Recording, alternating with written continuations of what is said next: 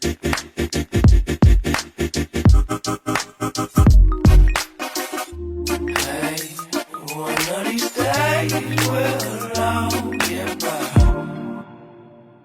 everyone. Thank you guys so much for tuning in.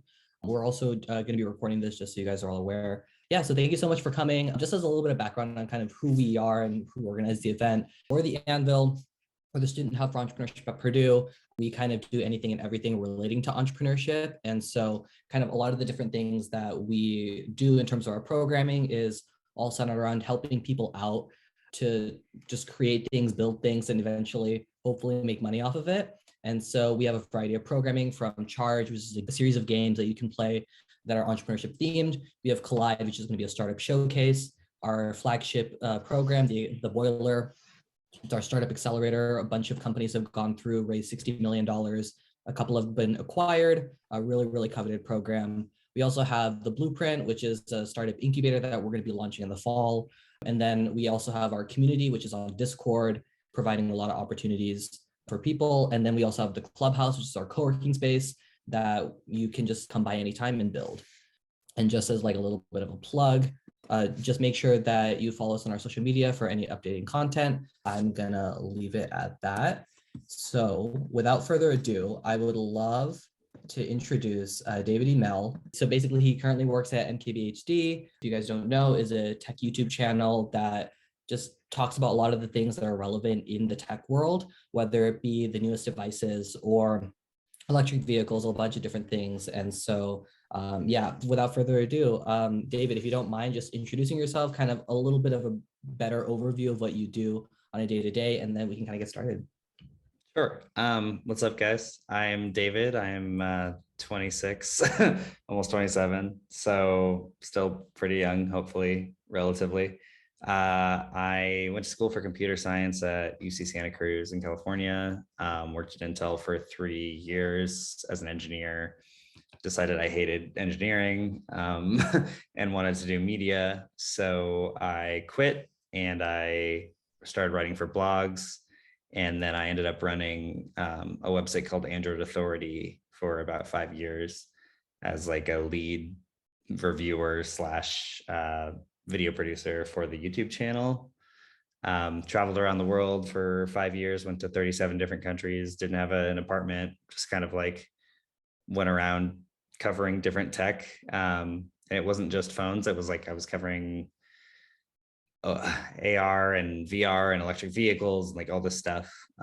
Actually started out as like an electric vehicle journalist, then just did VR journalism for a long time. And now I'm sort of broader, but yeah, a while ago, I started working with the MKBHD team. It's a really small group of us, but we have a bunch of channels. We have the MKBHD main channel, which has about 14.4 million subscribers, I think. The studio channel, which is pretty new. It's been around for, I think, less than a year. And we're up to almost 700,000 on there. We have the Waveform podcast, which we're the #1 podcast in India at all, which is kind of cool. And the, I think, #6 tech podcast in the US.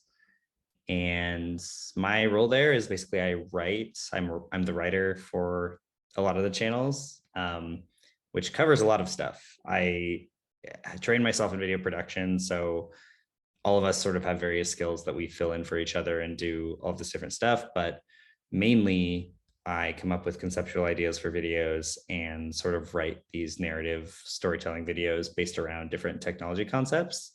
Obviously we do reviews as well. That's sort of like the backbone content that chugs along forever and never stops. And those are, I have a lot of experience in those, obviously, because I've reviewed pretty much every single Android phone that's ever been released. But then we do, more narrative content, more like storytelling content and stuff that is sort of relevant in the tech world, either right now or as from a broader landscape. I also have my own YouTube channel that I'm currently growing that is video essays about technology, sort of. They're like a technology adjacent video essays. Yeah, so that's what I do for work. In my free time, I'm a photographer and I do freelance photography and do a crap load of film photography, have a dark room in my apartment, that kind of thing. Sort of to try to get away from technology as like an antithesis thing, just to chill out. So that would be a brief overview. I guess I live in New York. I grew up in California, but New York now. So yeah. That's awesome. So just for everyone to know, kind of how we're going to be situating this event is more of like Q&A discussion style. So it's not going to be like me moderating or like me be the only one asking questions. We want you guys to ask any type of questions. Really, David is here as a resource to kind of just offer some insights into what he has learned through the ideation process and coming up with new ideas. And so to kind of kick that off, just like my first question would be, what exactly does it take to like come up with like a new idea, especially for like the audience that is the like the MKBHD audience? Because I know like especially for like entrepreneurs, when it comes to creating social media content, it's very hard to maybe get a gauge of what to do or how to come up with relevant content. Yeah, so for the main channel especially, a lot of our content ideas are sort of based off of trends on what's going on at the moment. Besides like the reviews that we obviously have embargoes for. If you don't know what an embargo is, it's basically the company gives us a device 2 to 3 weeks ahead of time. We test it for 2 to 3 weeks, and then there's like a specific day when we're allowed to like release our thoughts on it. But besides that kind of content, more of the narrative content is based a lot around what's going on in the moment in the media landscape. So all of us are pretty active on Twitter. It would be a lie if I didn't say we spent a lot of our day on Twitter, just sort of like following what's going on and seeing what people are talking about. And over time, there's like a lot of themes and concepts that emerge that become relevant over time or in the moment. Like sometimes we'll make very reactionary videos just based on things that are going on right now. And that content ideation process really starts with conversations. I think the most important thing I learned from traveling around the world for forever and just talking to people was the importance of just talking to as many people as possible and trying to understand like how people think about things, what people are thinking about, and what's important to people, and then trying to figure out like how do you answer that question, and also just digging deeper, because I think a lot of people just have like flash in the pan opinions on things, but often there will be a concept that will maybe appear on Twitter and we'll have a like light conversation about it in the office, but then occasionally that conversation will go a little deeper and then it'll get more intense and we talk more and more about it, and suddenly we've been talking about something for 4 hours and we realize like, oh, this could easily be a video, where we can kind of like take things a step further and break things down in a deeper way than people normally think about it. I mean, obviously there's different types of content. There's like explained videos. So we've done videos on explaining the iMessage versus RCS like debacle, which is this whole thing where there's an open messaging standard that Google is trying to implement, but Apple doesn't really want them to implement it, and because they have iMessage and this whole thing. And I think the broader landscape of people don't really understand how a lot of this stuff works. So it's the main channel especially is like, it's not hyper technical. We try to make it kind of like tangible for people and consumable for people, not really in a pop culture kind of way, still in like a scientific way, but not hyper technical. That's what I sort of used to do at Intel. And I prefer to have more of a narrative around things versus just talking about exact specifications and the broader concepts of like, how does this affect society is, I think, more important to most people than, what is RCS, and that's it, so. Yeah, no, definitely. Oh, I think Sasha has a question. So can you talk a little bit about your shift from engineering to media, and how did you prepare for that change, and kind of what was the pivotal moment where you decided that you wanted to shift? Yeah. So, I mean, I probably got the wrong first company to work at, which was Intel. And Intel is extremely corporate. It's definitely more stuck in the 80s than most tech companies. I think that if you work at like Google or Apple or any of those types of companies, it will definitely be more flexible and more fun, and you'll have more freedom to sort of like workshop ideas and stuff. But a more traditionalist company like Intel was definitely a lot more rigid and just didn't feel like they were innovating whatsoever and doing anything that really interests me. Like I was doing systems engineering for them, technically doing my job. I wrote code to like test server centers to see if PC hardware was breaking in the sleds. And then I would go and double check them manually and then replace them if they were. And that's like very grunt worky, manual labor-y stuff. It's not really like fun.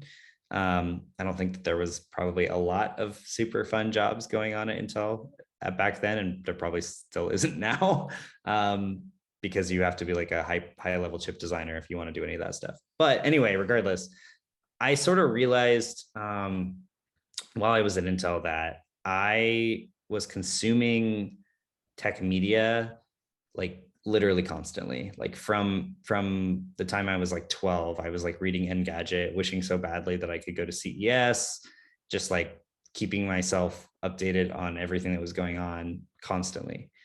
And so I was always sort of that resource for my friends because I became really obsessed with like Android and the app marketplace pretty much as soon as Android launched. I was actually at the Apple event where the iPhone was first released or unveiled. I was sitting behind Engadget. I was like 12. And I sort of like understood at that point, like, oh, like the app ecosystem is gonna change the way that we interact with everything. Like it's gonna be this beacon computer. And so when that launched, when Android launched and the marketplace launched, I felt like every day there was like a new app that was coming out that was going to like change the way that we function as a society. And it felt like that, like really consistently. There was just like waves of new apps that changed the way we communicate and the way we traveled and all of this stuff. And there have been phases, obviously. I think the share economy was sort of like the pre-COVID phase where Airbnb and Uber sort of came out. And then now it's sort of like a social sharing economy that's changing through that ecosystem. But either way, like working as an engineer, I caught myself like 24/7 just playing YouTube videos about technology on my computer on the side. Like I would be coding on one screen and I would have videos running on the other screen just 24/7. And then I would be like on my lunch break, I'd be reading articles and like I always did this anyway. I was just always reading articles about technology. And I would always rant to my friends about these higher level tech concepts and they didn't really care. And I sort of figured that like, I realized at one point, like, I really like doing this and I really don't like coding. And I think that there is this notion that like, if you're in the tech space, you have to be like a technical coder. But that's not really true. Like, I think a lot of the extremely important roles in technology have to do with like the way that technology works with us, with society, the way that we interact with our technology. So like UX, UI designers are super important. And then like AI ethicists, like all of this stuff is super important. But I kind of realized like I love having conversations about this kind of stuff and helping other people really understand what's going on. And I also am fairly good at, I noticed that like I'm actually very bad at math. And that's like what I always struggled with in school. And even though I was doing systems engineering, the very highly technical part of coding, I was not very good at. I was not good at math. And so I sort of realized like my skill set sort of lies in communication. And generally communications end up doing like PR or that kind of stuff. But I didn't want to do PR because I would prefer to just like have my opinions about something instead of being on the other side where you're sort of like giving opinions about things to other people that the company wants you to say. And the transition was interesting because I actually started writing for Android Authority while I was still at Intel, while I was still in college. So I worked at Intel for a couple of years in college, full time, didn't really go to my classes. And then I started writing for Android Authority on the side after writing for like a smaller publication. I started my own blog then started writing for free for a website called One Tech Stop, which I think has been rebranded. I think it's now Purposely Pixel or something like that. And then I got a job at Android Authority as their VR journalist. So I was writing like 6 articles a day for them while working at Intel, while going to school. And it didn't really pay anything, but there was and Intel paid a lot. But there was one point where I realized that my happiness was sort of more important.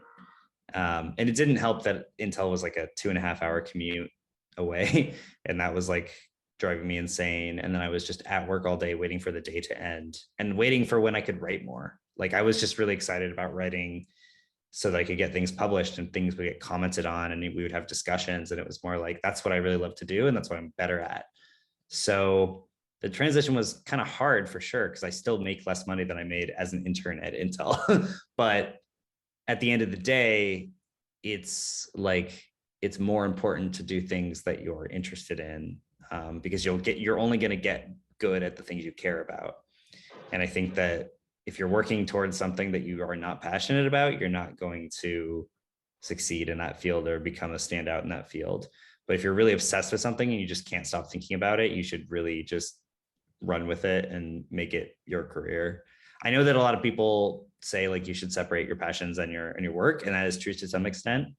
I don't think I ever want film photography to necessarily be my sole source of income. But I think that, I can have photography be a source of income as a side project or something like that, right? Like right now I work with a team to run a YouTube channel and a bunch of YouTube channels. And I still have my own videos that I make on my personal channel. So it's like, there are ways to like separate your work and your life while still doing what you are particularly good at. But overall, it was sort of a harsh transition at first, because I went from making a lot of money to no money at all. And I was like living out of like my sister's apartment and all this stuff. But eventually Android Authority offered me a full-time job. And then I sort of grew from there and just gained a following. And it just takes time and effort, a lot of effort. And also just trying to like look at what you wish that the industry had more of and just do it yourself.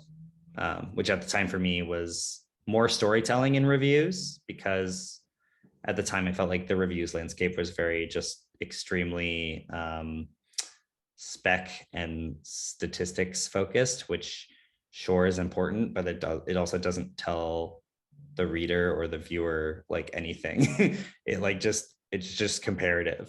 And I don't think that's useful for a lot of people. And so I figured like, if you're not saying something unique that is bringing someone value, then you're not really saying anything at all. So I focused really hard on like, even though I was doing reviews of phones, like trying to make each phone have its own story was very important. So for example, I know that's very high level, but for example, like I reviewed the Pixel 4a, and the concept for that was, this is a phone that's so good that you don't need to touch it. And because you don't need to touch it, it doesn't really need to have all the highest specs. So because Google is really leaning hard into ambient computing and like all their stuff with the Google Assistant, and like the main things that were good about that phone were the display and the build quality and the battery. And so it didn't have to have the fastest processor of any other phone, because you were using the Google Assistant so much and it was like doing all these things for you. So the idea was sort of like, the ambient computing future that Google is bringing is allowing phones to be more like this. And this is how I foresee devices working in the future anyway. And it sort of feels very delightful because it's smaller and it's not trying to be too much. And so that kind of thing, just adding a narrative to different devices. But regardless, I think that I'm much happier as a media person than I was as an engineer. That's probably just me personally. I think people have really different sides of their brains.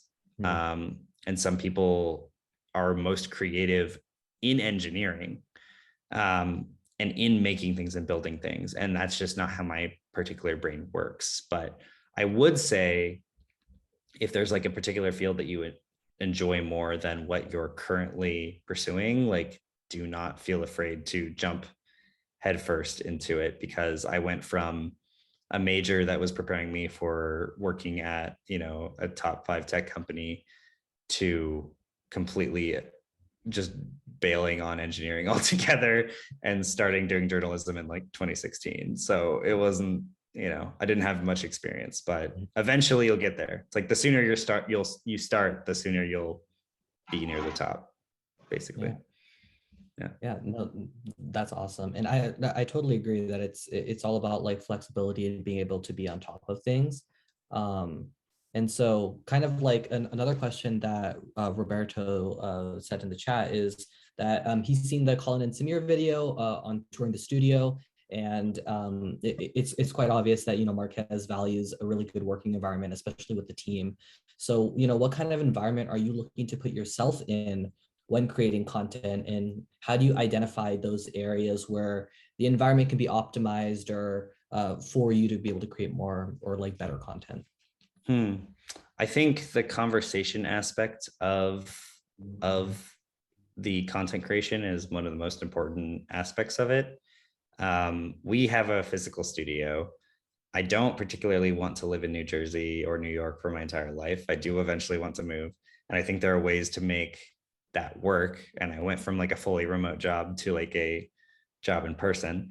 I love working with people, so I think that's really important, and being able to like just have these deeper conversations that can go on for hours. Like we made this video called Apple and versus the Paradox of Choice, and it was this sort of concept video when the AirTags got released, of around like Apple sort of formulated the market so that even if they allow you in to their like closed garden, they still win, even though they're giving you access to like their best product. So that was like a fun video to ideate, because it started with like, okay, these are AirTags, interesting. This is the Find My network. What about Tile though? Oh, like Apple allows Tile. That's interesting. Why wouldn't Tile use that? Oh, well, of course they don't want to, they don't want to go into the Find My network, because then Tile loses their whole network that they've been building for the last 10 years.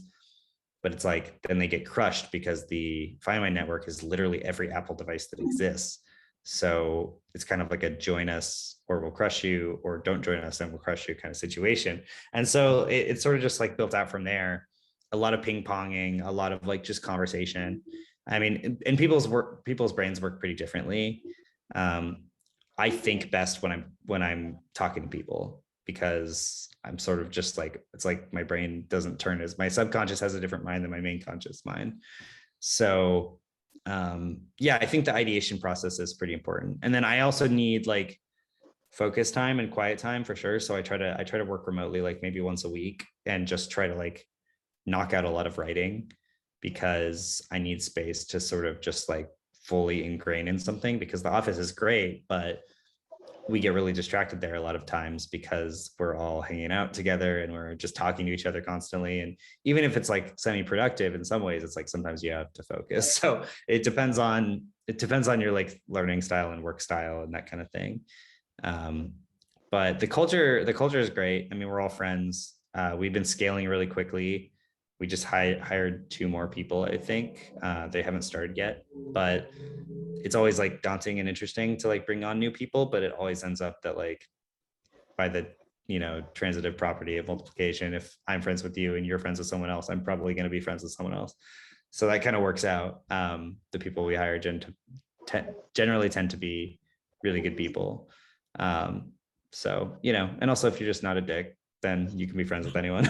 So yeah. Awesome. Yeah, and I also like just on a personal note, like the Paradox of Choice video is like by far my favorite video like that I've seen.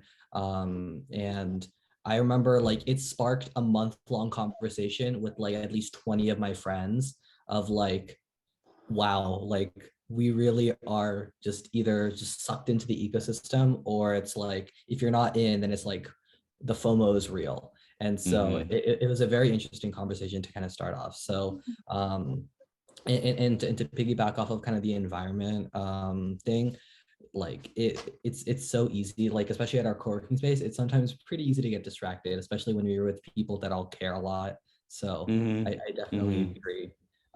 So I guess my question to you is, when it comes to like looking at a new social media platform, because obviously like YouTube is the primary place where a lot of the content, like let's just say just for like MKBHD, that's where a lot of the content is.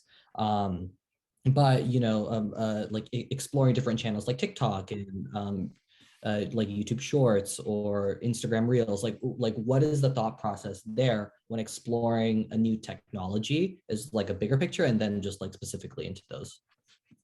Yeah, I mean, I think it's always worth kind of like giving new formats a chance, because you never really know what's going to pop off and resonate with people. I don't think anyone was really expecting TikTok to come in the way it did, although I guess in hindsight, Vine was equally as popular. So it was just kind of weird that we had this like 5-year gap where nothing existed, and then TikTok just came back in when everything else had an opportunity to do so. Personally, I don't like short form content because I feel like it sucks up my brain space, and suddenly I've been watching videos that don't really give me any actual value for about like an hour. And so I don't have a TikTok, which makes me a curmudgeon and an old man. And I fully am aware of that. We do make shorts now, and I believe we put them on TikTok as well. And so that's been really interesting to do because it's a whole different format. Normally we have to work to like shorten videos to make them not too long. On my personal channel, my videos are like 30 minutes, and the one I'm working on now is going to be about 45. And so for sure, it's like condensing a bigger idea into a single minute, and actually like 58 seconds because of the way that YouTube compresses it and everything is really hard. And it's actually a very different way of thinking about things. And we've used like little tricks like speeding up the audio by 1.2x, and nobody really notices. But yeah, I think it's worth like exploring formats because you really don't know what's going to resonate with people. It's kind of like the stock market, right? It's like people think they're good at playing stocks, and maybe you are in some certain senses, but at the end of the day, and the overall market is completely unpredictable. So you just sort of have to dive into everything a little bit. I think that's why there's always like a rush whenever there's some new social media app or whatever. Everyone immediately sort of latches onto it and tries to get their handle, and then tries to like grow on it quickly. And it's sort of just very random on what's going to take off. But yeah, I mean, YouTube obviously is as a format, and I actually see an eventual divergence between YouTube and short form content, because people are becoming more interested in learning things through the internet, and longer form content on YouTube is actually doing better and getting more popular. And if you look at like what's popular on Netflix and that kind of stuff, it's always like documentaries or like multi-part series. And so people can sort of get like their dopamine fix with the like 60-second TikTok content, but then they can also feel like they use their time well and learn something and like add value added to their life with like a documentary or longer form content, right? So I sort of see this like eventual divergence where people are not going to be making like 4-minute videos on YouTube anymore. Eventually, it's just going to be more essay style content. And that's not necessarily the reason I'm doing it. I just am doing it because that's the kind of content that I like to make. But the videos that we make on the main channel are already generally like 15 to 20 minutes. And I think that that's kind of a sweet spot for a lot of people right now. I know 12 is probably a better sweet spot, but I think eventually it'll get shifted. It'll red shift to the 15 to 20 minute spectrum. So yeah, I mean, we are jumping on the new formats and just sort of seeing how they work out. And we have the benefit of like being able to move people from one platform to the other fairly easily. Like, you know, we opened a dedicated channel for YouTube Shorts because YouTube is dumb, and they made it so if you upload shorts to your main channel, it like impacts your average view time or whatever. And it's just very, very dumb. So we made a dedicated shorts channel, and we were able to move, I think that channel has like 150,000 or so now, and we only opened it a few weeks ago. So that's like a benefit that we have, obviously. But it's kind of crazy how quickly people can grow through shorts now. And I guess I should say TikToks, because Mostly it's TikTok and all the Instagram reels and all the YouTube shorts are really just repurposed TikToks at the end of the day. But I think that it's really important for these platforms to have really good editing tools and really good tools to allow people to be creative. And I think that's what TikTok has that nothing else has at all, which is still weird to me that like they haven't added more editing tools and that kind of stuff to the other platforms. But at the end of the day, it's sort of democratization, right? Like it takes a long time for people to be able to learn, like, okay, how do I use a camera? Okay, what is lighting like? How do I like make a video? How do I edit? And if you can like democratize that whole process by making it all happen on your phone, and you can sort of just like let your imagination come to life. And really at the end of what's funny is like at the end of the day, like the content is more important than the quality of like the video quality. And even though like a lot of our brand is like kind of based in video quality, I think that was it's just an asset. It's not something you need. Like if anything, so many of the people that I think make the best content don't care as much about making sure every single shot of their video is perfect. It's just like as long as they can tell their story effectively. Yeah. So new platforms are good. Yeah, no, I definitely think that there is some potential for YouTube Shorts. I think it's definitely something that just like they need to have clarity on their own. Just like coming from like an entrepreneurship mind, it's like who is really gonna like for what YouTube is as a brand, like what is the value add for adding shorts, or should it be like a separate thing? But so someone else had a question about just like with all of the tech conversations that you have today, how has your knowledge of computer science and engineering from your degree and like found its way and like embedded into the discussions? And do you often find yourself working on like projects that are more engineering related, or is it predominantly a lot of just like film and just like creative outlets? I think that it's really helpful, but for a different reason than you might think. I think that the immediate thought process is like, oh, it's helpful because I have an understanding of CS and backends and that kind of stuff. And that's true. And a lot of the time there will be a lot of hot takes on Twitter or whatever that are just completely inaccurate and very easily obviously inaccurate if you have like an understanding of computer science. So that's helpful. But at the end of the day, I think the reason that it's helpful is because I love technology concepts. Like I hated making the engineering, but I loved the ideas around the engineering, if that makes any sense. Like theoretical technologies or like the way that things work, the way that algorithms work, the way that things are optimized, I find extremely interesting. And you're basically learning the engineering by understanding how these things work, right? You're just not really doing them yourself. Taking the classes obviously was like a benefit because you sort of understand Java and C++ and just like a fundamental coding structure. And then also, I don't know if this is the same with your school, but we had a special major at my school that I ran that was called Technology Information Management. And it was basically half CS, half economics. And then we had specialized classes on effectively like how to run a tech company, which was, we did a lot of case studies on traditional tech companies and newer tech companies and sort of their structures and how they operated and the way they thought and all that kind of stuff. And so I sort of had this obsession with technology and business, or technology and like society. And I think that was more important. Like just being obsessed with the concepts of technology was more important than necessarily like taking classes to learn how those things work. Like they're still useful and it's still really important. But I think theoretical conceptual technology and like just being interested in the technology is more important than specifically like taking classes.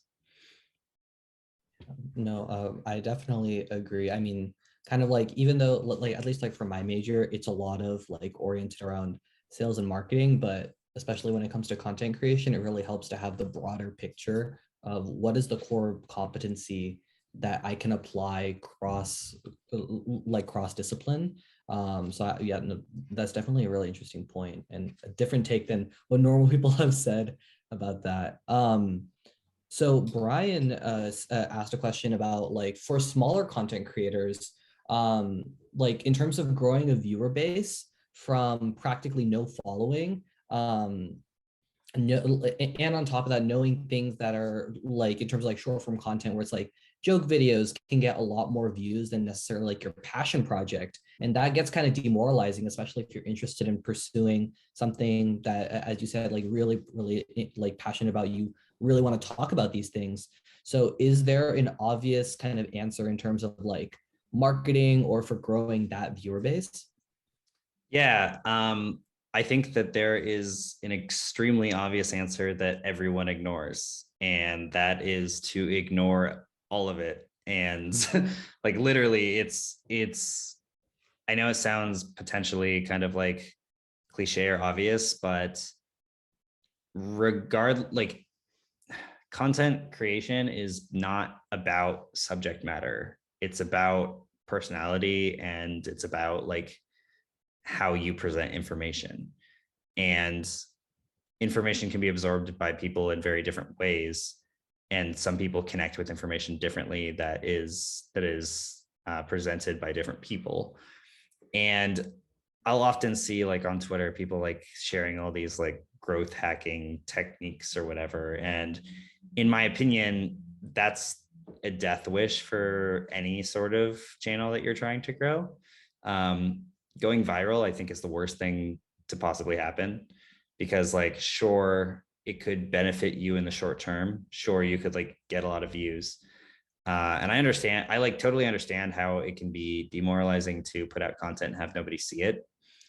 But at the same time, I think you should only be making content that you actually want to make, uh, because people will put out a lot of content that they are obviously not enjoying making. They just think they're just following trends, or thinking that, if I make content like this, then people will watch it. Or if I hit these like specific things at these specific time codes, it'll keep people's attention, it'll hook people. Like, maybe it might be a hot take, but I would completely ignore analytics. Like, it does not matter. Like, you just need to, people are drawn to personalities, and people are drawn to passion. And if you make things that you care about and that you're actually passionate about, people will come, like your audience will show up. There is like redundancy built into the algorithm around that. I only have 3 videos. I spend 2 to 3 months making them, and I have 30,000 subs on my channel. And it's like, most of the people that have watched me in the comments have no idea that I work for a bigger channel. They literally don't know who I am. And I love that, because I don't want the people to come just because someone else told them to come, right? Like, if a bigger channel shouts you out, those people are gonna and says like, go watch this channel. They're just going to go and subscribe to you only because the other person told them to. They have this parasocial relationship with the other person. They don't have the parasocial relationship with you. And that actually becomes a death wish for your channel, because then they don't watch your content even though they're a subscriber. And the algorithm is sort of based around like, how much does your subscriber base care about your videos? Like, how much will they watch them as soon as they go up? How much will they watch, like turn on notifications for you, and that kind of thing. And it's much more important to like grow a tighter knit audience in general. It doesn't have to be smaller, but with people that are like obsessed with everything that you put out. There's a guy, I don't remember his name, but you've probably heard of this concept before, of like 1,000 true fans. And it's the idea that like, it's much, much, much better and more sustainable to have 1,000 people or 1,000 subscribers that watch every single thing that you make, than to like have 100,000 that like are just sort of random every time.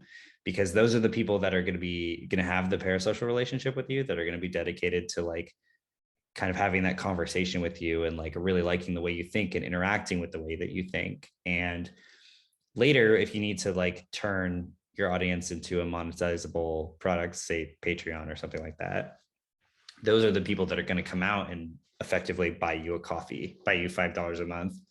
And the scale of that, the scale of 1,000 people that actually care about what you're making, giving you $5 a month is more money than I make in my salary right now. So, you know, sure, I have 30,000 subs. I don't know how many of those are like true fans. But if any given percent of that are, then that's how you sort of like are able to turn it into something sustainable. And what's kind of annoyed me about the creator economy and the talk around the creator economy in the last, I would say 2 years, maybe 3 years, there's been like a lot of talk about creator economy. And I love the idea of creator economy. And I think, you know, Colin and Samir are amazing and everything around that is great. What I don't like about the conversation around creator economy is like, how do you grow? Like, people always talk about how do you grow, but you grow by not worrying about growing. Like you should literally only be making things if you're actually interested and passionate about it. And that's sort of what I started to like dislike about reviews, was I started not really caring about reviews anymore. When I was like really obsessed with Android phones and I wanted to test every single new feature that was coming out on every Android phone, I was passionate about that. And as that sort of went away, I sort of started looking for another role. And now luckily we still do reviews, obviously, but we talk more about the broader technology landscape. And then within those reviews, you can, you know, talk about a concept that you're passionate about. So yeah, the best, like, I don't know, titles and thumbnails and hashtags, I would literally, you can ignore that. Like literally you can ignore everything. I'm serious. Like you'll see videos on YouTube that just have the most like atrocious titles, and it doesn't matter because if the content is good, it'll get fed. Like I literally called a video on Google's Pixel 6 Tensor and something else. I don't know, this very long title that like doesn't make any sense. And well, it doesn't not make sense, but it's not like a flashy, catchy title, and it still has like 250,000 views, you know? So I don't know. I mean, just make things that you like, call them things that you think are appropriate, and don't bullshit people. Like I don't know. I think a lot of people try to bullshit people and try to like run with trends and optimize, and it's just not worth it. Like the people will show up for you eventually. Your audience will come to you. You don't really have to go to them. That's sort of the other thing too, is like people think about like, what does my audience want to see? And it's like, no, your audience sees you. They're there for you. They're not there to see like something that you're creating. They're there to see the way that you think. And so you need to like be, I know the word authentic is like really overused, because if you're trying to be authentic, then it's inherently inauthentic. But just being like yourself and being honest and literally just being obsessed with whatever you're obsessed with in an open way, people will come. So Yeah. yeah. Yeah. No, And I would just ignore all the like big thing, you know, the trend channels that are getting a lot of stuff, because it's like, yeah, they're getting a lot of views, but who cares? I don't know. Who cares about that? Yeah. And so I guess like a really good segue question, which Sasha just mentioned, is when it comes to that audience, right, that core audience that really came for you, and like when it comes to the content that you're creating, how do you like showcase and do effective storytelling to showcase the content that, you know, you're really passionate about? Because, you know, as you mentioned, there's a lot of things that you might want to say, and shortening it down to at least like a pseudo concise video is really important. So like, what are your tips to improve that storytelling like process? Yeah, I mean, I wouldn't necessarily say you always have to shorten things down. I'm totally fine with the idea that my next video is going to be 45 minutes, because the people that like really care will stick around, and that's maybe an easier way to identify your like 1,000 true fans, is whoever sticks to the end of that kind of video. But the biggest thing really like is thinking deeper, thinking about the the world that this idea exists in. And for me, it comes from conversations. So like, for example, made a video called The Perfect Imperfection of Google's Material You. And it was, I remember like being in the office and Google had their Google I/O developer conference, and they sort of announced this Material You UX interface, which was sort of a new design language for the Pixel going forward and sort of for Android going forward. And it was weird. And it was like, there's these shapes that are like, they don't necessarily fit inside of grid lines, and they're weird and wonky and big and bold and brash. And it's strange from a UX perspective, because you look at most things and it's like they're clean lines and they're these things. And, you know, so I think it was easy to just be like, ew, that's ugly, or, huh, I love that. But I think the thing that most people don't do is every time you have like a feeling like that, you feel like that's great or that's terrible, like ask yourself why. Like, why is that great or why is that terrible, right? Like, I was like, oh, I really like this, but I was like, why do I like this? Okay, there's shapes that are not just perfect squares. There's like these stars and these like weird squigglies, and it's just like, why am I attached to that, right?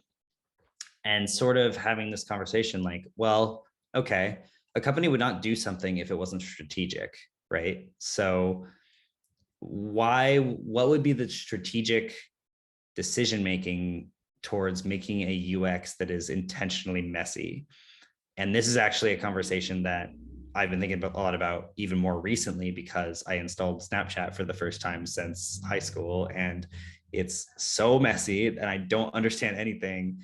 But from what I'm told, people younger than me actually like the messiness of it, from like talking to UX people, which is interesting. But regarding the Material You video, it's like, I think just asking why over and over and over and over again. It's sort of like a cliche thing, but you really have to like get down to the roots of things. And people, like, if you keep asking why, you will find an answer for, you know, why do people act the way they do, or like why this, why that. I'm working on a video right now that is called iMessage and the Conservation of Emotion, and it now involves World War II, because I started with iMessage and green and blue bubbles, and I kept going back. Why does this work the way it does? Why is that the way it is? And sort of like understanding the fundamentals of like how you got to where you are now, and then understanding like how people operate. And because at the end of the day, I think a lot of people lie to ourselves. We lie to ourselves and we lie to each other, but you really know the truth. You always know the truth. Even if you're lying to yourself, you would know the truth about everything. And I don't know if that's too off the rails, but basically just like, it's easier to develop deeper concepts if you are fascinated by something, or you like something, or you dislike something. And instead of just taking that for granted, like taking that feeling for granted, you sort of break that down. It's like, fundamentally, why do I feel a certain way about a thing? You know, and I think that there's a lot to extract out of that in almost any context. So yeah, it took a lot of time and effort and work to like sort of make that be my default like mindset. But I think a lot of it came from doing all those reviews where I was really tired of everything being clinical, and just wanting to add value to people's lives by telling a perspective that maybe people didn't think about as much, and also being like more raw and honest about things. I always try to like have some sort of human element in technology, and in my reviews, like the way that people make like work things and make things. When the first Galaxy Z Flip phone came out, like the first Samsung foldable phone, my review was literally, I like this for no good reason.